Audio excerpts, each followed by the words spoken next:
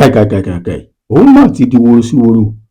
Òṣèré orí ìtàgé ilẹ̀ wa yìí Jamiu òun náà ti faraya, ó ti sọ̀rọ̀, ó fọgbà yàngà. Kí ni Jamiu Azeez sọ àti pé kí ló ṣẹlẹ̀?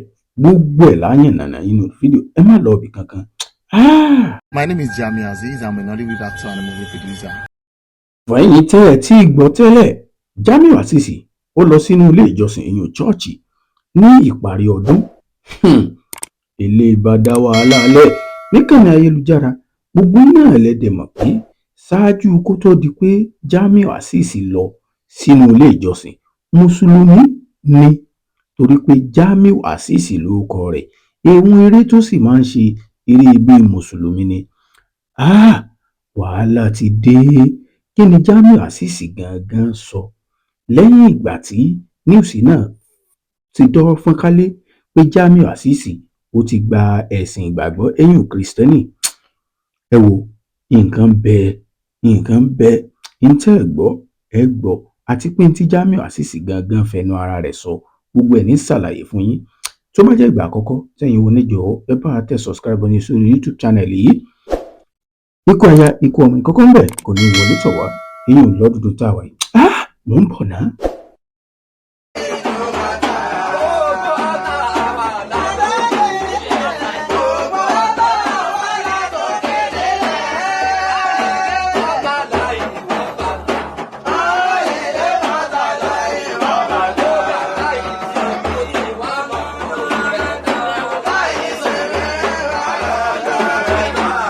Ẹ jẹ́ mú láti bẹ̀rẹ̀ pẹ̀pẹ̀ lẹ́yìn tẹ́ ẹ̀ tí mọ ìpele ọ̀rọ̀.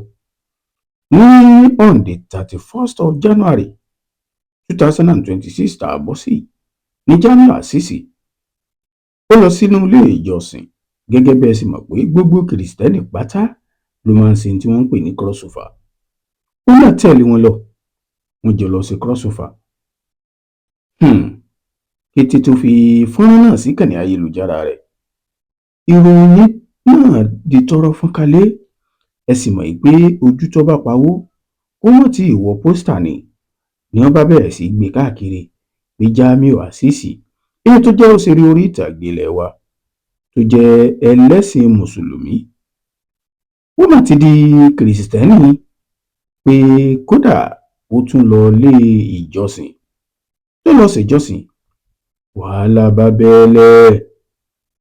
Láwọn mùsùlùmí tó jẹ́ mùsùlùmí òdodo wọ́n bẹ̀rẹ̀ sí sọ̀rọ̀ kò bá kùn gbé sí òṣèré orí ìtàgé náà pé di kìrìsìtẹ́nì báwo, ilé ló sáfa gbọ́nmi sí omi òtó. Ó fa yánpọn yánrin èyí níkànnì ayélujára débi pé àwọn kan gan tún lọ DM ẹ̀ pé ó mà ṣe o, káwa ti gbọ́ pé ìwọ tó jẹ́ Jamiu ló wá ń lọ chọ́ọ̀chì. Jamiu Azeez náà ti wá jáde tán, ó fọgbà yàngà. Kí ló sọ? Ó ní wípé ṣé ẹ rí èyí tí mo ṣe yìí, ẹ má jẹ́ ó bá yín lójijì, torí pé ọdún 2026 tá a wà yìí, mo ti tójú bọ́, ní tó bá wù mí ni mo lè fàyè mi dá lára. Ó ní kété tí mo póòstì fọ́nrán náà sí kànnì ayélujára ní oríṣiríṣi àwọn ènìyàn bẹ̀rẹ̀ sí pè mí pé ó ní kódà níkànnì ayélujára kọ́mẹ́ǹtì tó ń gbà kódà gan àwọn kan tún wá nù DM tí wọ́n ń sọ̀rọ̀ kò bá kùn gbé sóhun pé kò yẹ kó jẹ́wọ́. Ó ní tí ò bá jóun, ta ni ò bá tún wá jẹ́?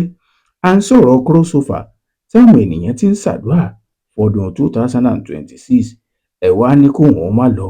Níbo lòun ò bá tún lọ bí ó ṣe crossover? Ó wá ní ṣé ẹ̀rọ tuntun tá a bọ́ sí bóun ṣe ń lọ mọ́sáàsì lòun ò mọ̀ lọ chọ́ọ̀chì. Ó ní kódà gan tó bá tún wù òun á tún ṣe bí èèyàn babaláwo, pé kó má jẹ́ kó bá ẹnì kankan lójijì, torí pé ẹ ò lè máa sọ fún ọmọdékùnrin làǹtìlanti tó ti jójú bọ́ bí ó ṣe ṣègbésí ayé ẹ̀. Ó ní kó ń kálukú kó lọ gẹ́ẹ̀tì sẹ́ǹsì ni o. Ṣùgbọ́n ó tún wá sọ lẹ́yìn ìgbà náà ó tún wá fi fọ́nrán àáfàá kan tí gbogbo àwọn ènìyàn mọ̀ ní online tó máa ń ṣe wáàsí tókọ rẹ̀ ń jẹ́ Jamiu Àmì Ọlọ́run. Ó fi fọ́nrán náà sí níbi tá àáfàá náà ti ń ṣe wáàsí nípa oúnjẹ kérésì àti oúnjẹ New Year, ibi tí ó ti yànnàná pé ǹjẹ́ ó lẹ́tọ̀ọ́ sáà lè jẹ́ àbá lè jẹ́. Ó nítorí náà kẹ́nì kankan kó má dà òun láàmú, bó bá ṣe wu òun lòun sì lè ṣe ìgbésí ayé òun, kẹ́nìkan kó má kọ́ òun bóun ó sì ṣẹ̀sìn òun. Tó bá wù òun lè lọ mọ́sálásí, tó bá sì wù òun lè lọ sí chọ́ọ̀chì láti lọ ṣe crossover tàbí láti lọ bá wọn ṣèsìn. Bákan náà ńkọ́, tó bá sì tún wù òun lè lọ sí ilé babaláwo. Kété tó tún kọ eléyìí síkànnì ayélujára, lóríṣiríṣi àwọn ènìyàn ni wọ́n tún fi sí abala àríwísí èrò tiwọn. Ẹnìkan ní má dá wọn lóhùn jàre Jamiu, n tó bá wù ọ́ ni kó o ṣe. Ṣùgbọ́n kí n tó máa lọ, ó tún wá sọ nǹkan kan ńbẹ̀ o. Ó ní wípé títí bá a ṣe ń sọ̀rọ̀ yìí, òun ò tíì pa ẹ̀sìn òun dà kúrò ní mùsùlùmí. Ó ní ṣùgbọ́n tó bá wù òun lòun lè fàyè òun ṣe, kẹ́nìkan kó má kọ́ òun bóun ó ṣe lo ayé òun. Ẹnìkan tiẹ̀ sọ sí abala àríwísí, ó ní kò sí wàhálà, n tó bá wù ọ́ ni kó o fàyè ẹ̀ dá lára. Ò bá tàkìtì nínú ilé ìjọsìn, kódà ò bá gba máìkì lọ́wọ́ pásítọ̀ kó o bẹ̀rẹ̀ sí máa ṣèjọsìn. Ó ní ìyẹn ò kàn wá. Ó ní n tó kàn wá ni pé sórí Jamiu tó ń jẹun, orúkọ mùsùlùmí ni.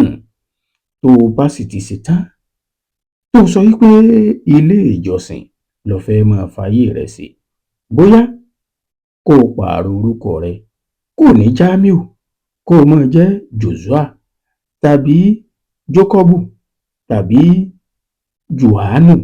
Ó ní n tó bá wù ọ́ ni kó o sá máa jẹ́. Ó ní ṣùgbọ́n sórí orúkọ Jamiu tó o bá ti ṣetán tó o ló fẹ́ máa da lúrú pọ̀ mọ́ sàpání pé bó o ṣe ń lọ chọ́ọ̀chì ló máa lọ mọ́sálásí ló sì máa lọ ilé babaláwo. Ó ní ẹ̀sìn mùsùlùmí kò fààyè gbà léhùn kó o yá dá orúkọ rẹ̀, kó o mú kúrò ní Jamiu tí ń jẹ́, kó o mú kúrò ní n tó o bá fẹ́ máa jẹ́. Ẹ̀yin olólùfẹ́ wa, tó bá jẹ́ ìgbà àkọ́kọ́ tẹ́yin oníjẹ́ bá tẹ subscribe button. Ṣùgbọ́n kí ni èrò tiyín lórí eléyìí? Gbogbo ẹnu tán o. Ẹ drop comment.